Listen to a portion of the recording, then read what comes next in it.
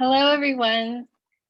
On behalf of California College of the Arts Visual and Critical Studies Methodologies, I'm delighted to welcome you to this virtual gathering.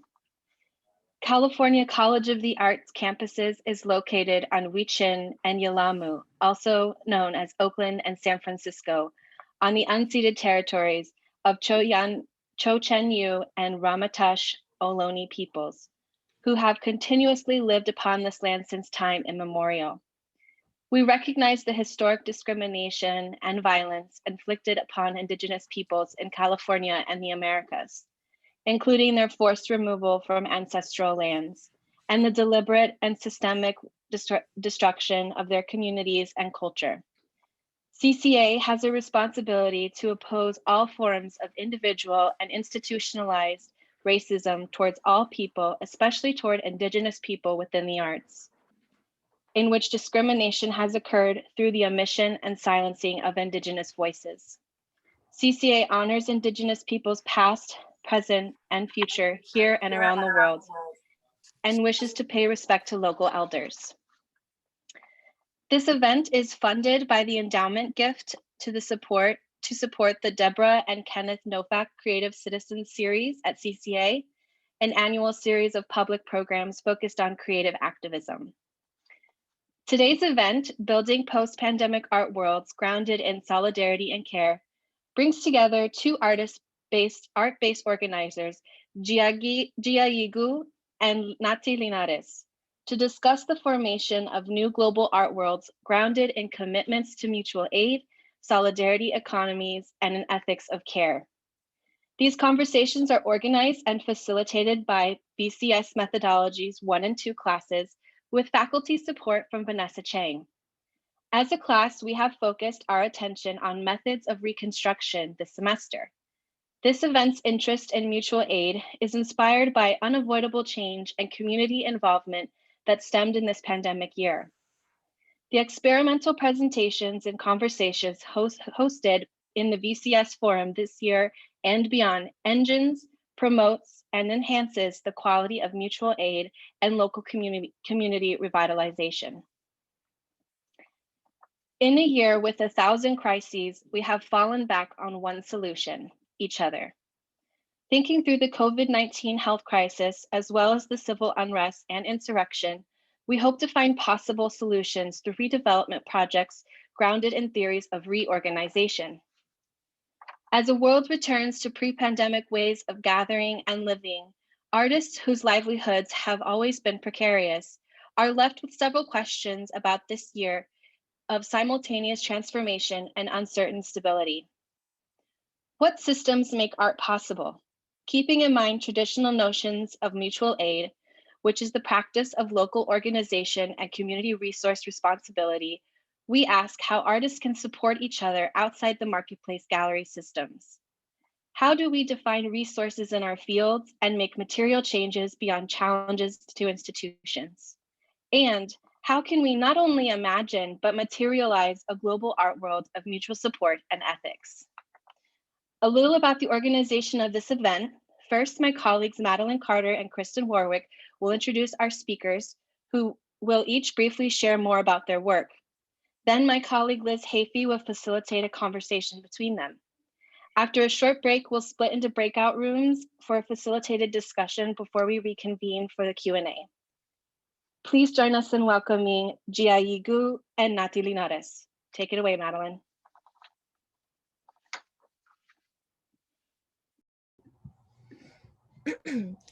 Hello, we are pleased to introduce the first of our speakers, Gia Yigu.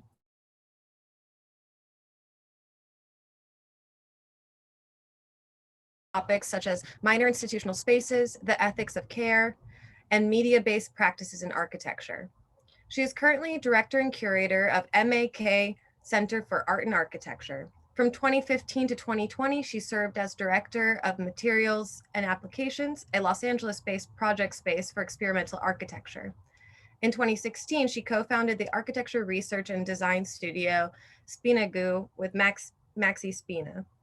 Currently a PhD candidate at UCLA in critical studies in architecture, Her doctoral research investigates the instrumentality of models in the post-war architecture office as a site of demonstration for architectural expertise. She holds a BA in Visual Arts from the University of California, San Diego with honors, and a Master of Architecture degree from the University of California, Los Angeles, where she graduated with distinction and received the Alpha Rho Chi Medal.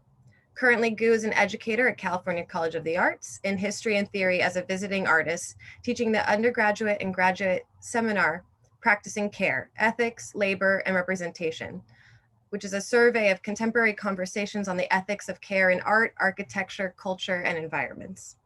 She will also be presenting on the topic of care in the Care Practices panel hosted by the Curatorial Practice Program on May 13th at 5 p.m. So stay tuned for that. She is currently co-curating Ecologies of Care with Rosario Televi, which builds upon the expansive definition of care as an interspecies and planetary process and brings together an interdisciplinary group of participants in art, architecture, media, and technology studies to co-produce a spatial and situational environment in fall 2022.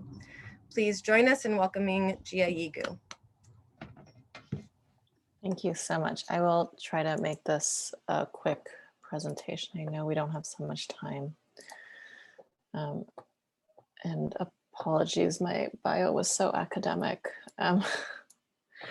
Okay, so yes, thank you everyone so much for having me. I will just be talking very quickly about a few initiatives that happened last year around the organization. I previously directed materials and applications, and may or may not be able to get into the work I do at Max Center.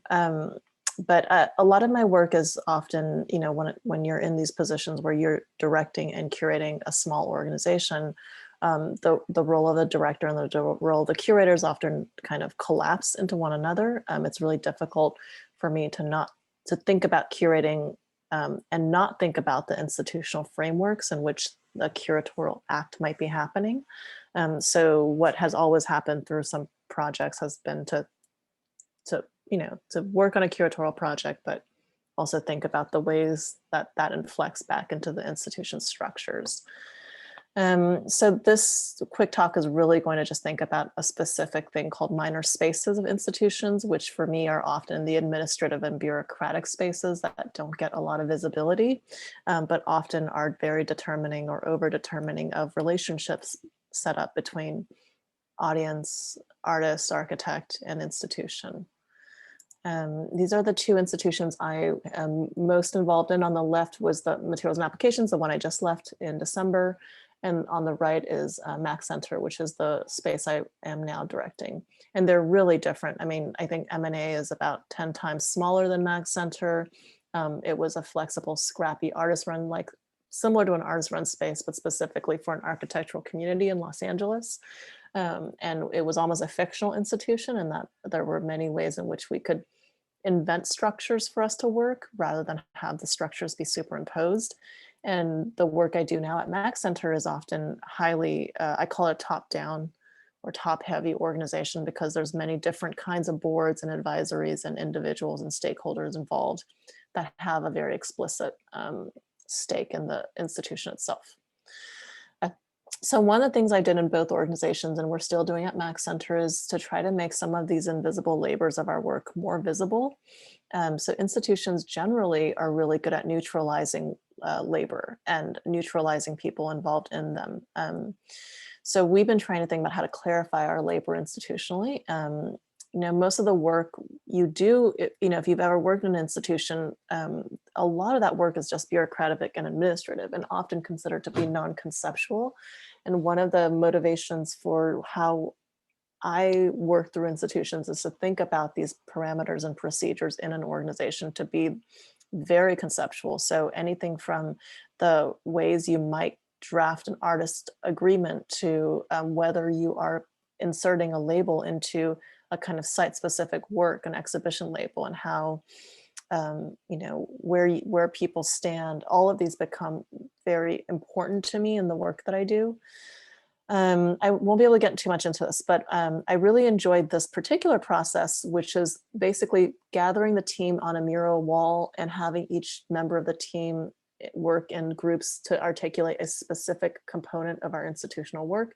Here we're looking at exhibition making specifically. We also have like, you know, the artist residency procedures and diagrams. And what it's really trying to do is show how many steps and how many people are involved in a kind of total process of the institution in a specific component. So it makes very visible, you know, why one person's work is super important for the next person to connect into. And it also begins to outline duration and cycle. So when do we start doing this work? So that the more we can make transparent the kind of work we do to the entire team, I do think the, let's say, the more value each person's work takes on, and to not distinguish between administrative work or creative or manual work. One thing that, you know, so I learned this model from this, we call it processing our process, right? We're processing and self-reflecting on our internal processes as much as we're reflecting on what goes out externally. Melissa Lowe wrote a really wonderful art text called Arts of the Actionable Diagram in an organizing handbook called Feminist Organizations Handbook, which was put together by a really amazing organization in Los Angeles, previously known as Women's Center for Creative Work, currently known as the Feminist Center for Creative Work. Sort of this, you know, let's say putting aside this term woman. But this is a publication they put out several years ago that shows, sort of shares an explorable model of organizing, and helping us articulate our thoughts, our administrative protocols, and our ways of working. And Melissa wrote a really great essay in there that talks about the importance of the actionable diagram, diagramming all the actions that take place in your institution, who does that action. And then of course, she reminds us in the essay that it's helpful to remember that not all diagrams give people good reasons for doing what they tell you to do. Indeed, one of the great challenges of being a person is to attempt to move from paper worlds to bodies to communities and back again. Additionally, some diagrams operate on the presumption that abstraction is best, thereby holding and I must have mistyped that, thereby holding and feeling at a distance. And in my work, I'm really struck to this idea that Melissa's presenting, that you know, as a person, you're always kind of moving from system to body, from personhood to profession. And I think this is maybe the primary message behind a lot of the culture and conversations of mutual aid. How do people and how are persons made more visible within systems that tend to make them invisible? So the ideas of mutual aid have percolated through some of the most recent restructuring work we did in our organization at Materials and Applications, thinking about this constant tension between the neutralizing processes of an institution, which inevitably does always somehow absorb credit, absorb visibility, and then how do we actually work more horizontally? So we in the summer of 2020, we were thinking collectively after Black Lives Matter and thinking through a lot of conversations in architecture about anti-racism, architecture being some of the most problematic disciplines in the creative arts around whiteness. We were trying to think about the best ways to structure an organization dedicated to architecture, but also think about ways in which we can structure it so that's more horizontal. And we curiously turned to mutual aid as the model around which this could happen. So just keeping in mind, our work as an organization, our mission is to present and explore processes that are architectural and experimental. So we are very explicitly not a service organization. We are not a political organization. We hold close to our work the idea that we occupy a specific space and we're oriented very specifically in a cultural sphere. And there's always dangers when you start encroaching into other modes that you begin to do this thing called mission drift, where you start to not quite do what you said you would do. But we had this opportunity to do a lot of internal rethinking and reorganizing. And what we ended up doing was initiating this project called Heat Aid, which was a series of public programs, including Why Not Aid, Why Not Aid, which was a reading event with Dean Spade, Why Not Shade, which looked at the history, we call them seven crime stories in Los Angeles, looking at the ways shade has been made illegal in Los Angeles. And then working with a local student union, SciArc student union, thinking about why not us? So how do we think about the ways in which students and individuals within a system can actually self-organize? I'm going very quickly, I'm sorry, I just want to make sure we get through this. What we ended up doing was creating or initiating a mutual aid initiative that paired water drops and water donation and circulation to the local unhoused community alongside public programming. So we intentionally tried to merge our mission with a kind of new mode of organizing, and we collaborated with local outreach organizations to distribute the water to the community around us that was unhoused. We also were thinking very intentionally about our role as a cultural organization that was about the production of new work. So we invited an artist, Jesse Hammer from Pulp, to an arts architect, to design a kind of graphic visual installation that was interpretive of some of the projects that we did in the conversations we had. That was a lot. I'm just going to stop here because I think I only have 5 minutes, and I'm going to pass it to Nati, and then maybe if you guys have more questions about this project, I'm happy to answer that over the discussion too.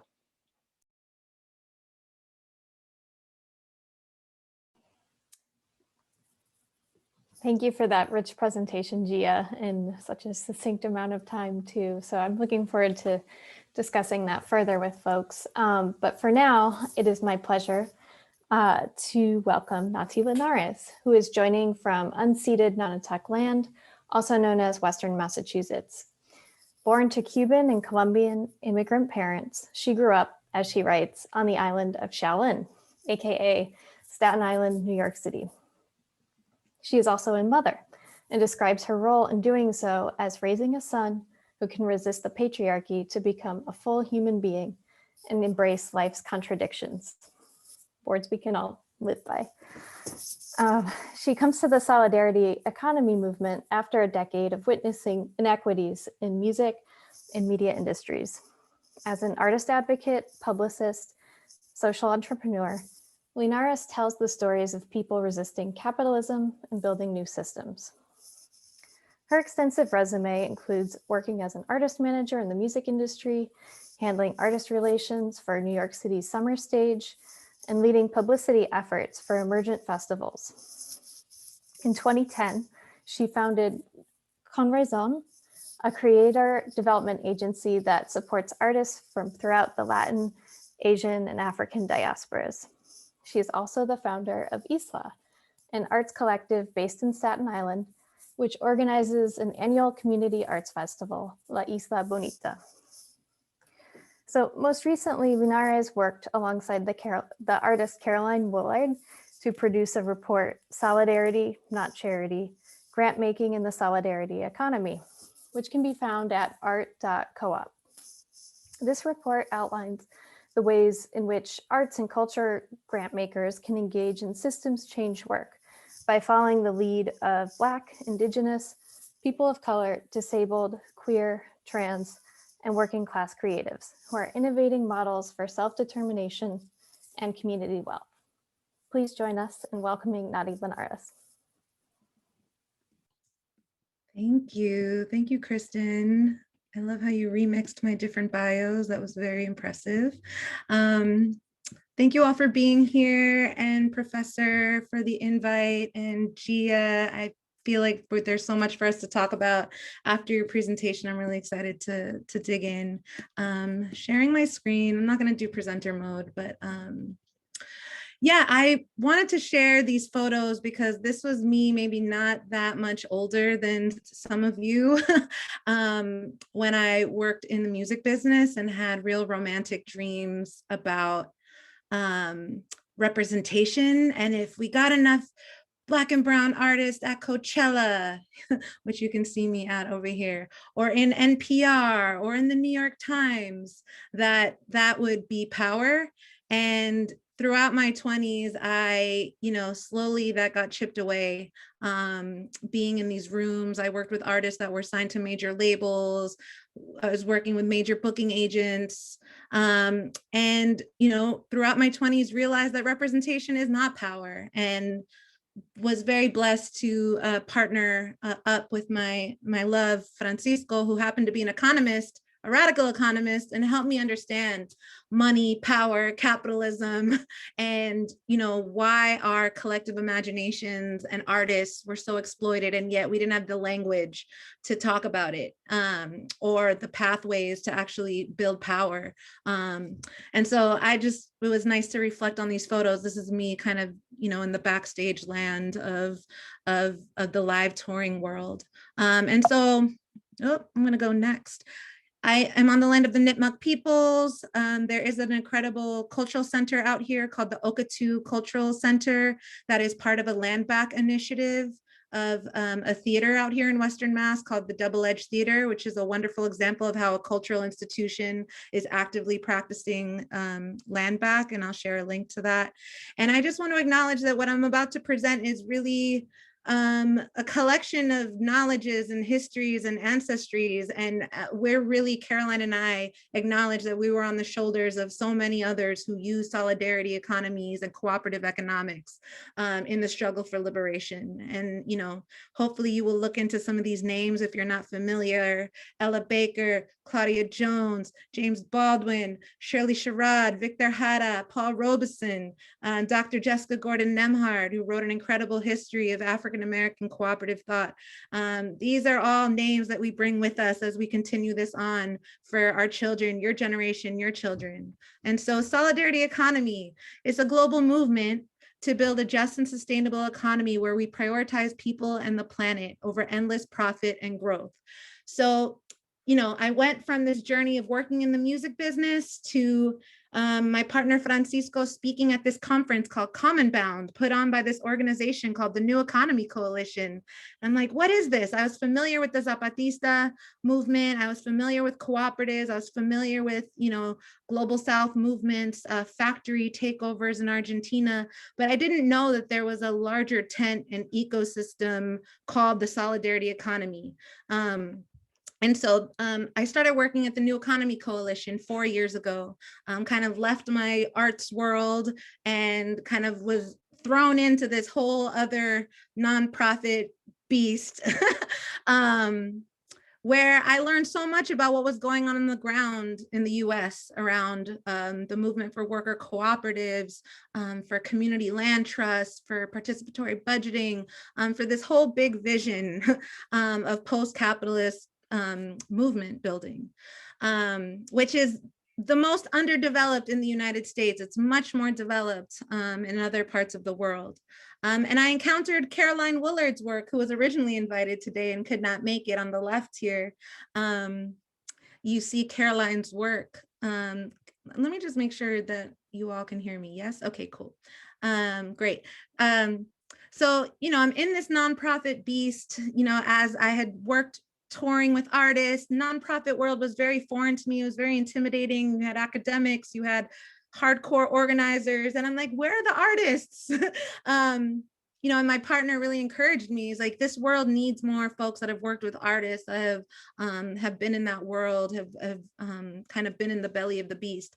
And I come across Caroline's work, and Caroline called herself a solidarity economy artist and would do, illustrations like this one here, where she's literally kind of illustrating what this ecosystem of solidarity economy would look like. You can see the trade school connected to the community radio station, connected to the co-op cafe that's worker owned, and really illustrated for me this kind of gargantuan beast that I was stepping into, that I was responsible for communicating about. And so, Caroline and I have been on this kind of journey. And before I go on that part, solidarity economy, like I said, is not as developed in the US, but there are ministries of solidarity economy in other parts of the world. There's a UN task force on solidarity economy. It's within the constitutions of some countries.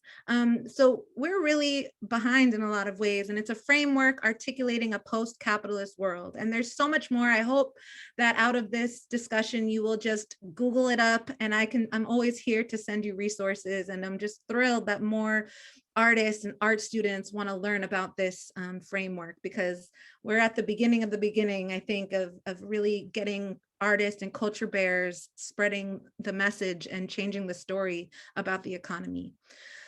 And so Caroline, does other work like this here on the left, to put, it's just so simple of articulating what the solidarity economy is, right? I don't have a boss. I'm a worker owner in a cooperative business. I don't have a landlord. I'm the member of a land trust.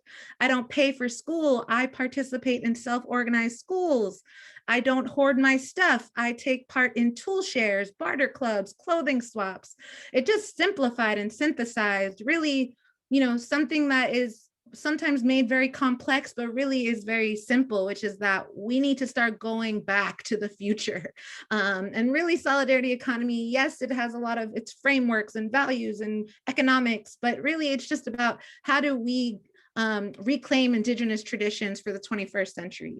And there's tons of names, as a communications person, it's very frustrating at times because there's a lot of different brands, and there's economic democracy, there's democratic socialism, the degrowth movement, donut economics, you might have heard of, the commons. And there are some differences for sure. They're like cousins, they share the same DNA, but there are some beefs and differences and fundamental things. But we tend to see all of these movements as going towards the same way. And so we, recognize it under solidarity economy because it's connected to a global movement.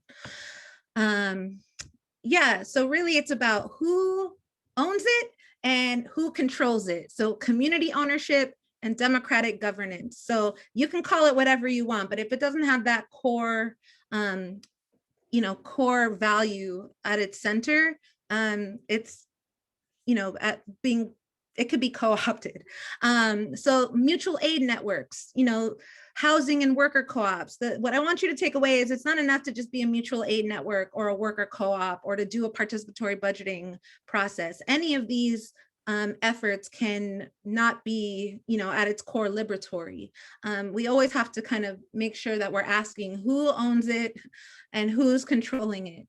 And so Caroline and I together worked on a report in the last 6 months called Solidarity, Not Charity, which Kristen shared. And it's a repository of examples of artists practicing solidarity economy. There's a great video that hopefully you all will check out. And, we're on Instagram, we're on Twitter, we're trying to pull out for artists examples that people are actually practicing. And so I hope you'll check it out. We worked really hard on it. We want to make sure that we're connecting these efforts in a larger kind of framework, that it's not enough just to do mutual aid or to just have a credit union or just to do ethical purchasing, that it's all kind of in this framework. And so there's lots more at the website. I think it's time that we own our cultural power. We need to leverage our songs and stories and images and imagine and envision the future that we need, where we are in regenerative relationship with nature and where we don't exploit other life because we honor our interconnection and shared destinies. So really it's about resisting and building. It's not enough to just resist and to demonstrate, but we have to also be building this future as well. And so, as the great Grace Lee Boggs tells us, creativity is the key to human liberation. And so I encourage you all to just dig into what I've shared. And the New Economy Coalition, we put out a newsletter every 2 weeks that kind of really amplifies what's going on in the US around the solidarity economy movement. And we have a long way to go to connect with artists and cultural institutions and organizations. So I'm really looking forward to being in communication with Gia. And also in California, there is an organization called Anti-Capitalism for Artists. If you've been interested in anything I've said today, they're doing a learning study group together, and they're based in California, and they just launched about a month ago. And I thought you all would want to know about it in California. So that's a lot. I'm done.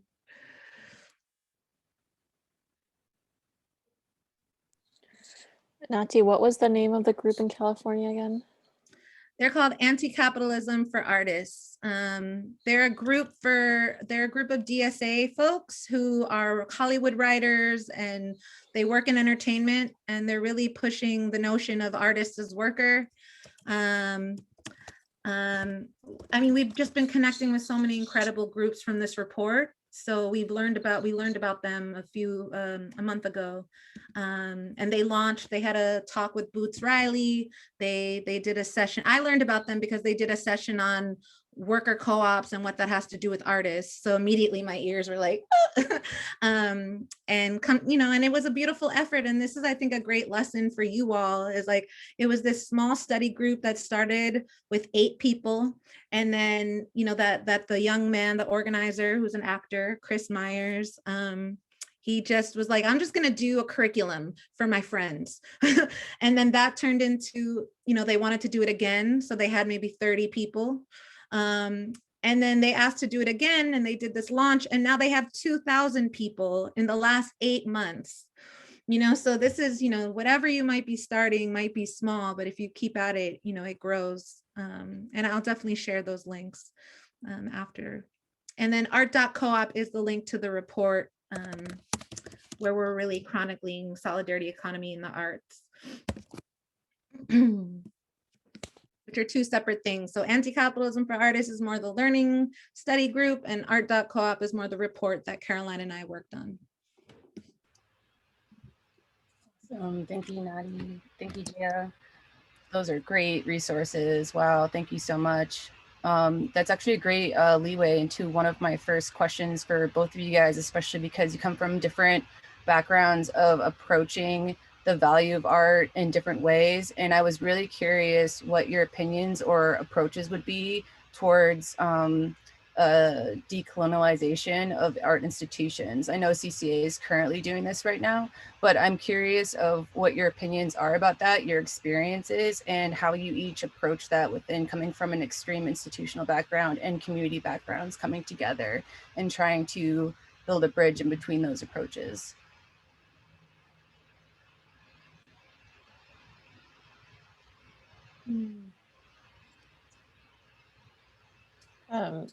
I don't want to, I'll jump in really quick. It's, also, so I work in I do work in an art institution. I come with this intersection of architecture, so it's even more complex because the field of architecture, whether you're a practicing architect or an architectural history or theorist or a cultural producer in architecture, you just can't really get away from the history of land and history of property ownership. You're either developing property or you are trying to write a history explaining it. I think, I mean, it's not going to be an answer. I don't have an answer for how one would do it. I think every institution has very specific histories. I'll just say from Mack Center, for example, we are a satellite institution of Vienna, in the Museum of Applied Arts in Vienna, and we're in Los Angeles, and we're dealing with a history of an Austrian. So just some background is we run 3 architectural sites and headquartered in them, and our mission is essentially to be a contemporary institution in a historic house, and that's a really tough intersection of institutional priorities. But then also on top of that, we're stewarding the legacy of an Austrian architect who was coming out of an era of Vienna at the turn of the century when eugenicist thought and sort of racialized ideas of style were very dominant ways by which people understood the world. So it's institutionally we have to grapple with these histories, right? And we have to think about that's a big question for me. How do I exist in this particular institution which has, certain missions to steward, and then also somehow be relevant in the contemporary moment. And we are not going to be relevant trying to like say the same things that were said 100 years ago. So I think thinking about doing a lot of self-reflection institutionally, which we don't have opportunities to do if you've worked in major institutions. That's not always a possibility.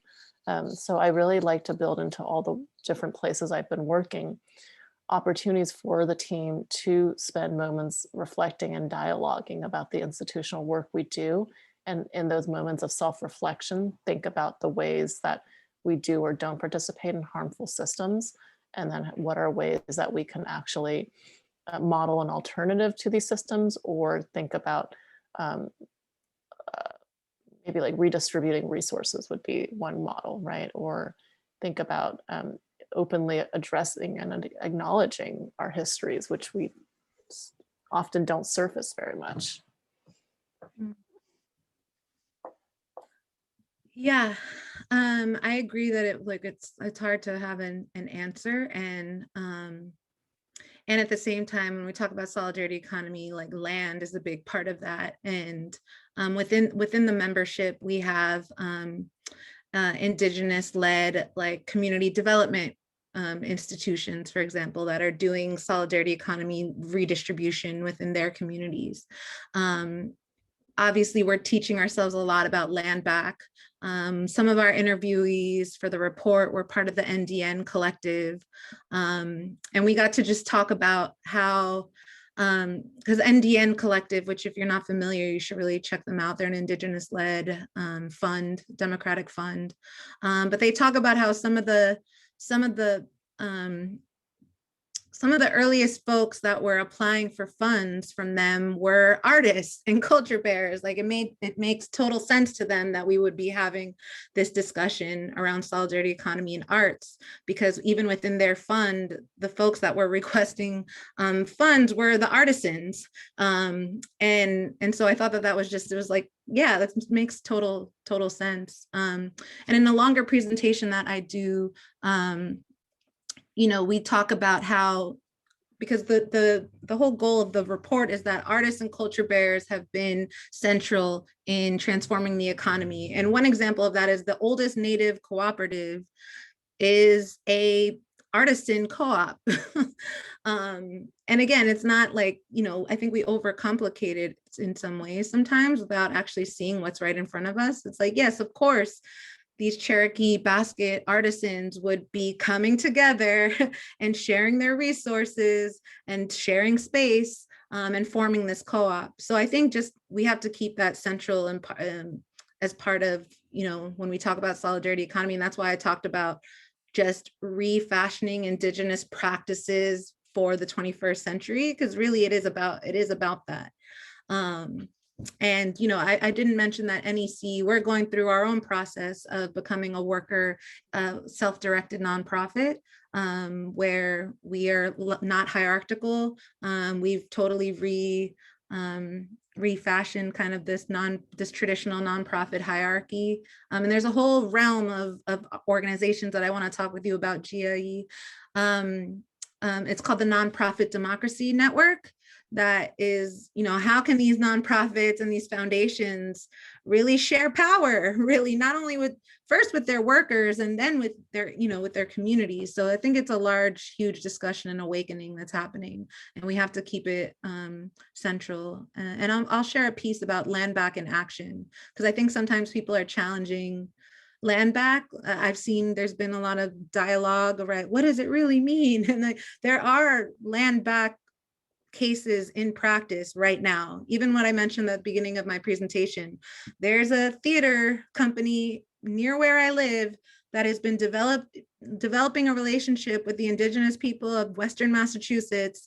They realize that they do not have any kind of meeting space. And over the last 5 years, they've been, working with the Nipmuc people to actually have a cultural center, through just developing these relationships with one another. So that was kind of a ramble, but I think some like concrete examples of where I'm seeing arts organizations decolonizing. That's great. I'm curious for both of you guys on leaping off of that, for any artist or scholar or person that has no idea what mutual support or ethics really look like in the beginning stages of a project, like if someone would come up and not really know how to approach mutual aid in their practice right off the bat, you know, coming from all of the pre, during, and post-pandemic challenges of capitalism, what kind of like beginning toolkit would you advise towards someone that is kind of in the nuance of mutual aid and wanting to approach it within their work? I think it's so simple. It's always asking who's the most vulnerable in the room and thinking about how to direct resources to them. So I think about that also in like classroom settings, institutional settings, and I think that's where ethics of care comes in, that history of thinking about care perspective as identifying invisible work and the people who have been made most invisible in certain processes, and trying to bring them forward, and then try to think about what are the systems that you can build around them to support them. That's a really reduced, that's like, if it was one principle, that would be my offer in terms of how one could think and practice mutual aid work.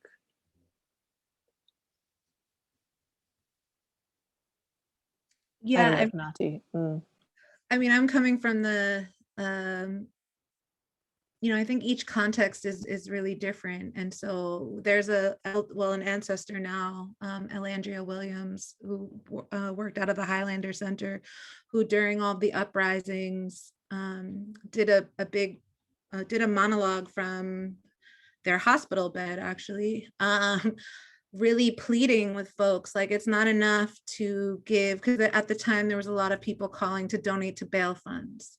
You know, I don't know if you remember that time in the end of May, early June, and people were giving to different bail funds. And Elandria was like, it's not enough to give to bail funds. You need to look at where you are and see and build infrastructure. You know, so what are the community gardens? What are the local mutual aid groups?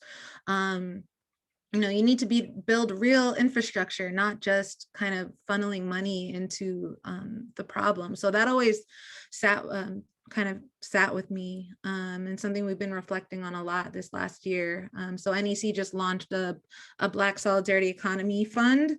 So we've asked our members to donate. We've raised close to $100,000 for folks, for Black Solidarity Economy projects to apply for funds, to acknowledge the kind of the gap in actually funding and resourcing Black-led solidarity economy projects.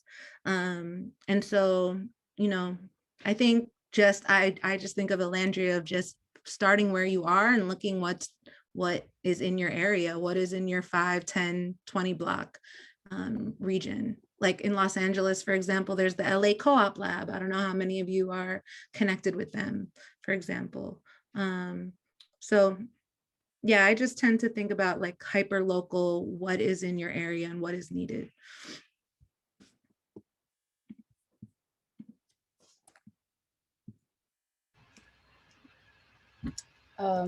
That's great. I also have another question about from one of my peers suggesting this. If you do you think this practice of solidarity economics can be gentrified? Is it possible that people perform this but do not implement it because of optics? Yeah, in the report, we really emphasized that that our goal was not for solidarity economy to become like a buzzword, and that really, because the audience for the report is arts grant makers, you know, everybody from the big folks from our Ford Foundation and Mellon Foundation to small municipal grant makers, public grant makers. So we really tried to stress that it's really about looking where you are, where you're doing your arts funding, and seeing what is your community calling this, you know, and it's like I said in my short presentation, like, oh, you can have a worker co-op, but if it's not centering a liberatory ethic that puts, you know, those who are most oppressed at the front, yeah, it can be gentrified. It's not enough to just have a worker co-op or a community land trust, or there's tons of criticisms of certain participatory budgeting processes, for example. That's actually one of the biggest criticisms of participatory budgeting, is that it doesn't allow people who are working time to really participate. And so who ends up participating is people with the most time. And then what are the things that they vote for? They vote for like the dog park rather than, you know, the thing that folks really need. So yeah, I think there is totally a danger. And I think acknowledging that and being real about that, and also always asking who owns it, how do we control it, is so key. Because like I said, you saw all the other names for it: economic democracy, democratic socialism, commons. There's so many different traditions and, you know, kind of thought leaders that are behind certain terms. You know, donut economics is one that just came up on the national news recently. And it's like, yeah, but if at the core, we're not asking these kind of fundamental questions and really holding it to that kind of standard, then there is a danger of it getting co-opted. But I don't think that means that we shouldn't keep trying to build these things and do things like funding Black-led solidarity economy efforts, Native organizations, you know, these kinds of efforts. For example, I've also been asked, you know, someone asked me, someone didn't want to, you know, really be engaging with a multiracial space. Someone wanted to be like, where's the Afrocentric solidarity economy network in the US? And I'm like, that's, I wrote, one of our members is Cooperation Jackson in Mississippi, and I wrote one of their leaders, like, is there like just a Black Afrocentric solidarity economy network? And there isn't one yet, it's still growing. So when I say that, but he wrote me, he said, you know, we're in the process of building this. So if that's something that interests you, there's the Black Socialists in America, there's Cooperation Jackson, there's certainly Black-led groups that are doing this work, that are really challenging kind of the neoliberalization and gentrification of some of these efforts. But yeah, there's that danger. Thanks, everybody. So we're going to move into our question and answer section. We do have some awesome starter questions that we were able to accumulate as a class prior. This discussion has provoked some other questions that came first to you. So feel free to just pop your questions into the chat, and then Daniel is going to read them out loud, and we're going to read them in the order that they're put in. And then if there's anything else I can help you with, feel free to message me directly.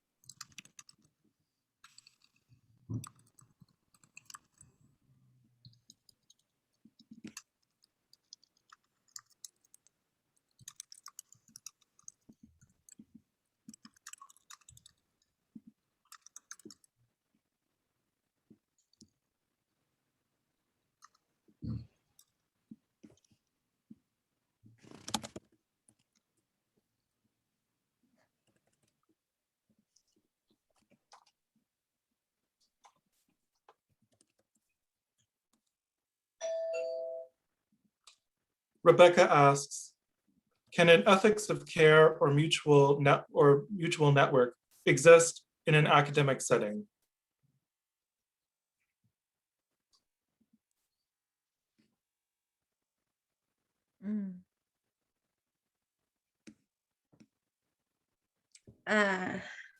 I can share, although I'm not an academic, my partner is. That's why we're in Western Massachusetts, because he's at UMass Amherst in the economics department. That makes me think of how his program is one of the few programs in the US where you can study what's called heterodox economics, where you can actually study, it's the opposite of orthodox, right? Orthodox is what we have now, right? Infinite growth, profit, profit, profit. So people come from all over the world here to study heterodox economics. And there was an instance where homeless people were taking refuge in their building, their new state-of-the-art building that the head of the academic department who used to own a basketball team, built this like super sustainable building, and yet some of the women students were feeling threatened by the homeless folks that were taking refuge in an area that they were a little bit, there was some protection from the elements. And so there was a whole kind of discussion around how do we take care of these houseless people when we are supposed heterodox, radical, progressive economists. And yet all the dynamics of some of the women not feeling safe, because there was a lot of different intersecting dynamics going on that were really complex. Not to mention also cultural difference, students from all different parts of the world engaging with this. So that's not an answer to your question, but the question made me think of this really complex situation of, where my idea was like, one of the students was like, we should just set up a table and just do mutual aid right there. That would have been, a real great example of, in the academic setting, there being an ethics of care in the simplest sense of what we could have done together. So I'm sorry if that's not answering the question, but there was silence, and I get uncomfortable with silence. And I thought of this really complex moment of an academic setting having to contend with an ethics of care in real time. Yeah, I think it's not even just academia. It's like any profession, any formalized profession is going to have damaging systems at play. And so, like, especially in academia, but also in the art world, what you're really encountering are systems of award and notions of meritocracy. And I feel like that's always one that, where ultimately when that plays out, what you realize is that there is no meritocracy. There's just specific subjects moving through an institution that have more access and through which the institution is more porous in some ways. I'm not saying there's no meritocracy, but that I would, we can't, if you believe in meritocracy, then what you're really believing is that the person is there because they deserve it. But then you have to think about the academic world being constructed for a specific kind of productive body, which is the white male body, right? So, if you're a woman moving as like me, a woman who, so actually I was, it's fine, I say this, I was, shortlisted for a tenure track position at CCA, and this has nothing to do with the role. But one thing during my, previous to being a director at Max Center, a track I was on was academic, and one thing you realize is that these systems are ones that are, just literally not totally impossible, but not made for women whose bodies sometimes need 2 years to have a child if you are somebody that wants to have a child. So there's, there's like you as a professional subject, and you as a biological subject, and you as a economic subject, you as a, gender, they don't always like fit, and sometimes things fit better and things fit worse. But so just to say, I don't know if, I think that mutual aid and care theory are modes of thinking and moving through the world that are trying to address that, but I don't know that they're going to be the answer to a lot of these problems either necessarily. It just makes me think of like, Joan Toronto's text where she defines different kinds of care, because there's caring about something, which is like the noticing of things. There's giving care, which is different than receiving care. And the giving and receiving care usually don't fit either, because the person receiving care, has expectations and needs, and the person giving care is not always going to be like perfectly fit to that, right? So I don't know how one thinks through that gap, but, definitely can't assume that it's perfect.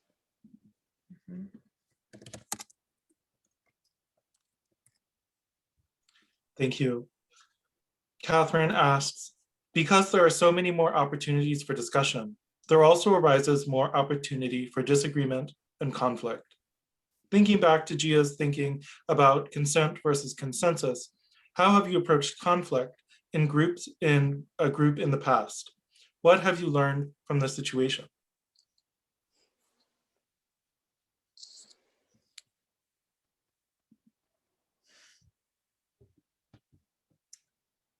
Well, it's definitely not neat and simple to package in an answer, but I mean, we've gone through conflict as a staff at NEC, and you know, we've leaned, you know, luckily we're a network of other organizations. And so there are other organizations that do anti-oppression, mediation type things. So we've been able to kind of, okay, who is in our network that that can help us? and then reaching out for help. And then, you know, those folks have provided resources for us or walked us through a process together. And it hasn't always wrapped up neatly with a bow in the end, but I think what I've learned is that really this work is not going to materialize if we don't do that inner work with ourselves. And that sounds so cliche, but you know, really taking that time to do that inner self work really helps you actually do that organizational work. And that's something that I've learned.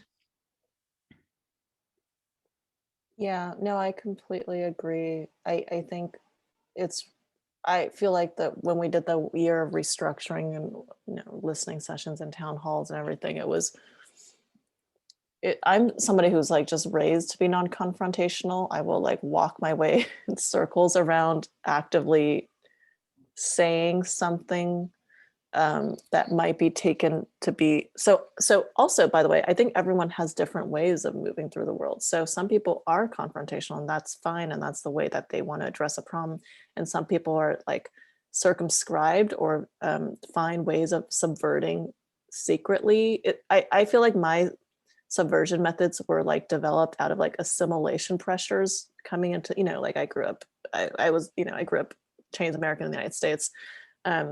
And so a lot of that was just like, how much can I like belong in this space as much as possible, and then find outlets elsewhere to undermine or arrive or control, as Nati's mentioned, the things I want controlled. So there's so many different ways that people themselves have styles of communication and engagement. So dissent actually doesn't necessarily need to mean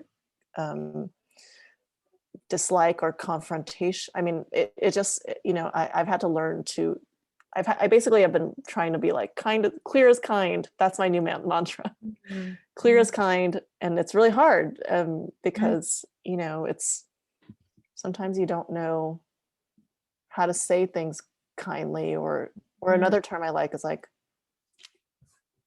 polite but politic, which is like kind of the next thing.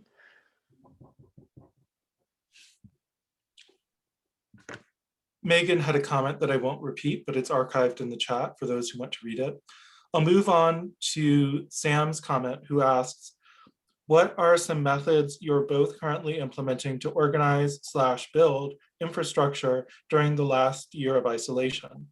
Thinking about tools and technology beyond Zoom. We have just under 2 minutes. Well, I'll just share that there's a whole world of platform cooperativists.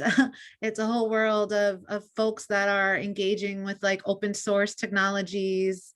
You know, there's alternatives to Zoom, there's alternatives to Calendly. All of this stuff is getting built. And so if you just search platform cooperativism, there's a conference happening in the fall. And there's tons of, I think that's a really important space to be keeping an eye on, of like digital kind of co-op spaces. Yeah, I'm like, what are the, I mean, we did this talk called Organizing as Architectural Labor at M&A that just literally asked organizers, like, what are the tools you use? Like what, like Airtable, Miro walls. And it turns out spreadsheets are just like spreadsheets. Yeah. That's the like biggest tool of an organizer is, can you use a spreadsheet with mastery? But I love talking about like, these are what I call the minor spaces of institutional work too, which is organizing work. Like, where does the admin happen, you know? Yeah. And that's like a very determining space often that sets up relationships between people. So learning that is really key, but I don't know, everywhere is different. I feel like Nati might have more. We're like on Slack, and Miro, and those are the two spaces. Yeah, I just want to share one more thing around like methods. My partner and I gave it a talk to meme makers about solidarity economy. So folks that were on Instagram that had a lot of followers that were making art and memes. And we did this really cool thing where we did like a 3-hour workshop with them. And then for the course of a few weeks, then they would be processing this information. And then Francisco, who's an economist, would do some other workshops around capitalism. And it was a beautiful way to do like popular ed and then actually create intentional spaces for creating. And so then we just had a hashtag that they could post what were the things that they were what was the art that they made after learning a little bit deeper about how the economy works. And it sounds so simple, but I wish we had more of that. More of kind of I mean, propaganda gets a bad rap, but you know, in the early 90s, you know, there was a huge AIDS movement that, you know, a lot of the reason why we know about AIDS is because of organizers on the ground. And part of that was there was a huge art and propaganda, you know, arm attached with that. You know, Red Hot and Riot organization, they were putting out albums, they were commissioning art shows. And so I think we're just missing that as part. That's why I'm so excited about some of these study groups that are popping up. Of like, I just feel like folks are studying and then they're getting ready to like make the ill songs and the beautiful, you know, architecture and the Gia Yigu, there's an anti-capitalism for architecture coming up this summer that I need to share with you. So I think we're on the precipice of a beginning renaissance.